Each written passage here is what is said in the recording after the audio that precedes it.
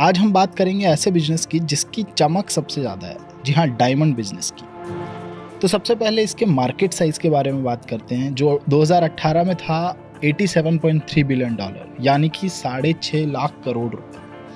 इसका उपयोग ज्वेलरी के साथ साथ इंडस्ट्रियल यूज़ में भी किया जाता है, क्योंकि चमकदार होने के साथ साथ ये दुनिया का सबसे हार्ड मटेरियल है, जिसकी वजह से कांच कटिंग, लेथ मशीनों इत्यादि में इसका यूज़ किया जाता है। डायमंड इंडस्ट्री का जो पूरा प्रोसेस होता है वो 6 स्टेप्स में होता है। सबसे पहला स्टेप है एक्सप्लोरेशन, यानी कि खोज। फिर सेकंड स्टेप है माइनिंग। फिर थर्ड स्टेप है सॉर्टिंग, यानी कि उसकी छटाई। फिर चौथा स्टेप है कटिंग और पॉलिशिंग। फिर पांचवा स्टेप है ज्वेलरी मैन्युफैक्चरिंग और लास्ट स्टेप है रिटेलिंग। तो सबसे पहले एक्सप्लोरेशन की अगर हम बात करें तो केवल अफ्रीका में 65% जो है वो रॉ मटेरियल इसका पाया जाता है। उसके बाद माइनिंग की अगर बात करें कि माइनिंग कैसे की जाती है, तो माइनिंग यहाँ पे 2 तरह से होती है। एक तो ओपन पिट, मतलब कि गड्ढा खोद के माइन किया जाता है, और एक दूसरी होती है जिसका नाम है अंडरग्राउंड माइनिंग, यानी कि 1-1 किलोमीटर नीचे तक से इसको निकाला जाता है। इसके साथ साथ मरीन में, यानी कि समुद्र में भी माइनिंग की जाती है। अब इसकी छटाई जो होती है वो होती है कलर के आधार पे, साइज़ के आधार पे, शेप के आधार पे और क्वालिटी के आधार पे। इसके बाद में आती है cutting and polishing. Cutting and polishing जो होती है वो 4 C's में क्लासिफाई की जाती है, यानी कि कट, कलर, क्लैरिटी और कैरेट। मतलब कि किस तरह का कट किया हुआ है डायमंड, उसका कलर क्या है, उसकी क्लैरिटी कितनी है और वो कितने कैरेट का है। उसके बाद उसको होलसेलर्स को बेच दिया जाता है। होलसेलर्स को कहाँ बेचा जाता है? एक्सचेंज में बेचा जाता है, जिसको हम कहते हैं बोर्स।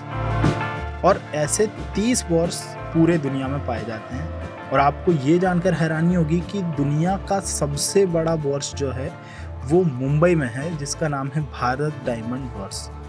और सूरत में अभी दुनिया का सबसे बड़ा डायमंड बोर्स बनने जा रहा है। और एक और बात इम्पॉर्टेंट है कि हर 10 में से 9 डायमंड इंडिया में पॉलिश और कट होते हैं। उसके बाद में जो नेक्स्ट प्रोसेस होता है उसका नाम है ज्वेलरी मैन्युफैक्चरिंग।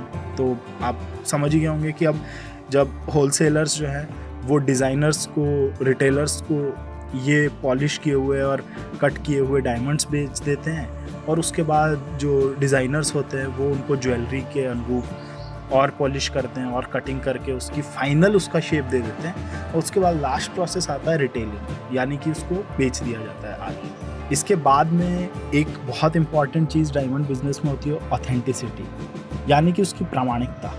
और उसके लिए एक प्रोसेस है, उसका नाम है किम्बरले प्रोसेस, और उसको सर्टिफिकेट ऑफ ऑरिजिन भी कहा जाता है। तो गवर्नमेंट एक सर्टिफिकेट इशू करती है जिससे कि कोई किसी तरह का कॉन्फ्लिक्ट ना हो और पूरा अश्योरेंस मिले कि ये डायमंड जो है वो कहाँ से है और ये बिल्कुल प्योर डायमंड है। अब अगर हम इंडिया की बात करें तो इंडिया में लगभग 10 लाख लोगों को रोज़गार देती है इंडस्ट्री।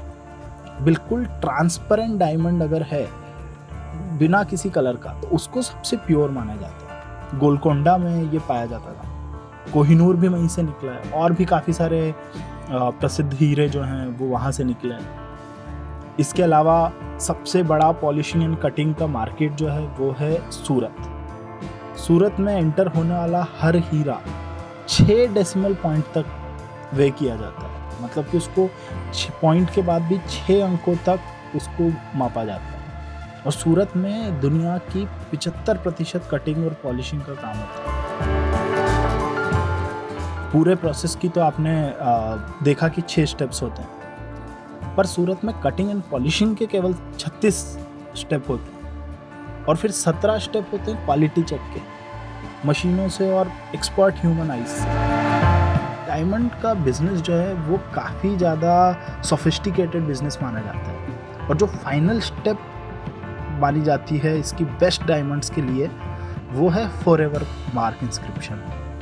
कुछ ही हीरो में फॉरएवर मार्क इंस्क्रिप्ट किया जाता है, जो कि बिल्कुल बेस्ट डायमंड्स जिनको हम कहते हैं उनमें होता है। और ये इसमें क्या होता है कि आप उसका जो इंसान का बाल होता है उसका 5000वां हिस्सा इतनी मोटाई से वहाँ पे नंबर लिखा जाता है, एक यूनिक नंबर लिखा जाता है। जहाँ ये डायमंड कटते हैं उसका प्लानिंग डिपार्टमेंट का हेड आपको पता है कौन सी क्लास का पास आउट होगा? वो 7वीं पास है। तो इसका मतलब ये है कि अगर आपकी आंखें तेज और पारखी हैं और हाथों में कारीगरी है और साथ में लगन है तो आप इस बिजनेस में एंटर कर सकते हैं। तो आज हमने देखा कि डायमंड का बिजनेस किस तरह से होता है, उसके पूरे प्रोसेस देखे, उसके स्टेप्स देखे, कहाँ पे ये होता है, ये सारी चीज़ें देखी। हम किसी दूसरे बिजनेस के बारे में और किसी दूसरी चीज़ के बारे में अगले एपिसोड में बात करेंगे।